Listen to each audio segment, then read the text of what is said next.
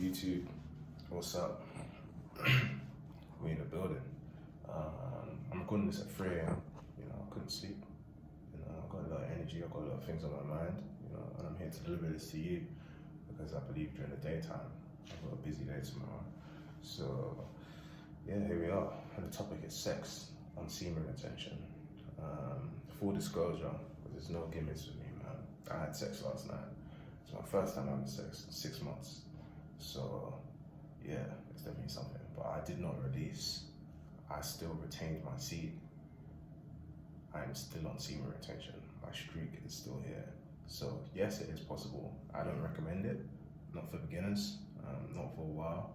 You know, it's taken a lot of practice for me to get to a stage where I can have sex on semen retention. It's not my first time having sex and not releasing because, of course, a lot of us were programmed growing up when you first start having sex. The end goal is to release, and it's like you're not satisfied unless you release. But after a while, again on semen retention, I recommend not having sex at least for your first 9 days, not having sex. Just for you to realize how powerful your seed is. And once you realize how powerful it is, even with the touch of a beautiful woman, you're still not going to want to release it. So that was my experience with it today. You know, I enjoyed it. I enjoyed the moment, but I didn't release. So yes, you can have sex on semen retention. The whole point is to retain your seed and to not spill it all over the place and release your energy. And I've read a lot of tantric work, you know, especially by Mantak. I've read a lot of his books. I recommend reading his books, primarily The Multi-Orgasmic Man. If I have time and I remember, I'll drop a link below. But I recommend all of you should read that. Anyone listening to, anyone receiving this message today, you're receiving it for a reason. So yeah, I recommend going 90 days without like refusing sex. So in fact, when I started, that was my purpose. It was like, I want to see if I can actually go 90 days without a woman, like without releasing my seed, and without trying to have sex. I did it, then it's like, I'm open to whatever opportunities might come my way, but I'm not sort of like actively seeking it out. So yeah, it fell into my lap. And yeah, so yeah, you can have sex on semen retention, I believe. Just don't fumble it. I don't know.